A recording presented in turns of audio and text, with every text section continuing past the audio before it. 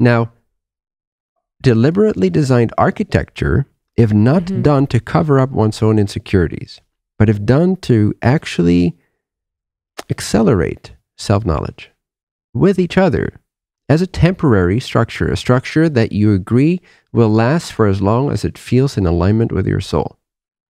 No longer, it's not a promise for life. It's not until death do us part. Death never does us part. So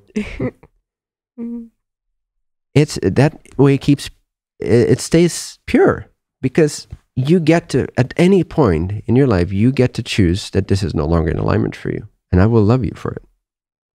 I might have my insecurities come up. I may have become dependent on our deliberately designed architecture for spiritual growth. And now at the end of 2 years, you decide, well, actually, no, I've met this person and it feels super relevant for me to go in that direction. I've thought about it well and hard. I've meditated on it. I've let it be as it is. It feels like I'm being really pulled in this direction. And our architecture no longer seems to fit me. It feels constrictive. I got to go out of this structure. I've become dependent. I've come to expect this every day because we've been conditioned. So even if you set up a deliberate architecture that's done consciously in the name of spiritual growth, you're still going to run into this bullshit. This conditioning is still going to come up to be seen, to be transmuted, to be liberated from. But at least it's a better structure than just automatically agreeing to certain agreements of limitation. It's different than we're consciously doing this because we want each other's freedom and growth. And this seems to really fit our purpose right now and our intensity of learning. Great, by all means, do it. So what's the status now? I haven't been in a relationship for a while now, and I don't intend to jump into any relationship anymore for as far as I can see. Because even if, let's say I would meet someone that actually makes sense for me to be with in physical proximity, in logistical cooperation of life, let's say like state of consciousness, and there is some kind of a valuable exchange that supports and nourish the purpose of this lifetime. And let's say I feel super good about someone that I meet. There wouldn't be the desire to be in a relationship structure with them. It would just be the relevant exploration or experience for as long as that is relevant to experience. So I would keep it really pure and present and be clear with that person also that this is how I see things and how I operate. It's not an opinion. It doesn't imply any judgment. Should be like, I don't judge people who choose relationships. There's no sense of judgment. Like, great, good for you guys. Enjoy your journey. Like, all the best. Even if I see that it's disastrous setup sometimes, or like it's gonna have an end, doesn't mean there's no value in that. There's tons of value in making all kinds of mistakes. I make mistakes every time I speak. I make a mistake. Speaking is a mistake. That's how I feel anyway. So I can't help but teach and make mistakes and learn, right? So because the very act of teaching is a big mistake.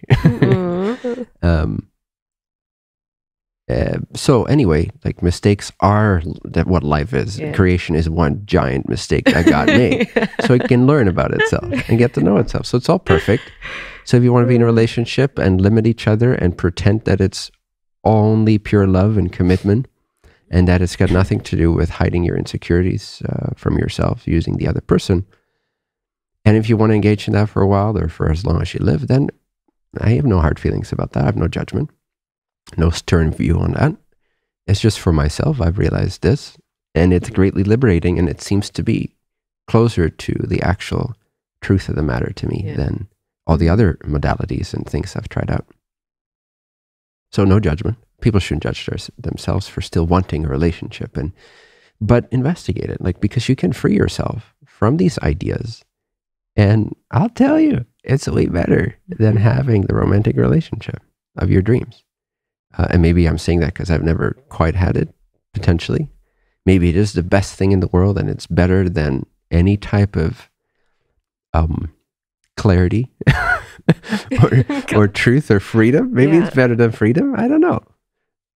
But I've had those moments where I felt absolutely, utterly in love, and like, you're the one. I mean, embarrassingly often I've had that feel. So if you feel some sensibility in what I'm sharing, but you don't quite want to get on board with this way of seeing yet, you don't want to expose this to yourself because you feel it would deconstruct too many of your dreams and your hopes and maybe your current relationship, and you wouldn't want to share this video with your partner because they may leave you if they get a hit of enlightenment, and whatever other motivations might be there to keep you safe.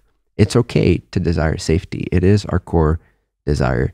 It is our first primary desire. If we don't feel safe, then we don't have an attention spent for any other lesson or learning or exploration. So by all means, feel safe. If you're currently in a traditional relationship that makes you feel safe and stable, absolutely, that can be the most truthful thing for you, even though it's objectively maybe not the most truthful thing. If it's valid for you, if it's valuable for you, if it's serving you in your current ability to open up to greater lessons of life and the expansion of your consciousness and the knowing who you are and why you're here and the dedication of yourself to your soul purpose, if you will, then it's actually the most truthful lie for you. It's actually the most truthful arrangement and architecture for you. So again, no judgment. This is just an observation of the topic of relationships in general. And people really have to accept where they're at and not try to sort of quantum leap out of this if they don't feel ready for that. Take it one step at a time, investigate the lack beliefs, investigate how am I using my partner to feel more safe. Then you feel that unsafety, like, yeah, I'm honest with myself, I kind of am doing that. But I don't want to look at it. Instead of not looking at it, just look at it one step at a time and go like, oh, okay, now this insecurity comes up when I consider Bentinho's observation. Now I can look at, what's the root of that insecurity? Why do I feel unsafe? Well, it's because I believe I'm this body in this alien, physical, harsh world. I believe I'm a person inside of a brain, inside of the body, that can either be loved or not loved, that can be hurt or not hurt, betrayed or not betrayed, and so on and so forth. So you get to the root causes of why you feel insecure and vulnerable to begin with. And with awareness, those can transmute into feeling safe, feeling powerful, feeling empowered, feeling free, feeling awake, feeling pure, feeling stable, feeling strong. And then you begin to be ready to sort of really see through some of those conventional concepts in a more radical way that is closer to the truth of the matter.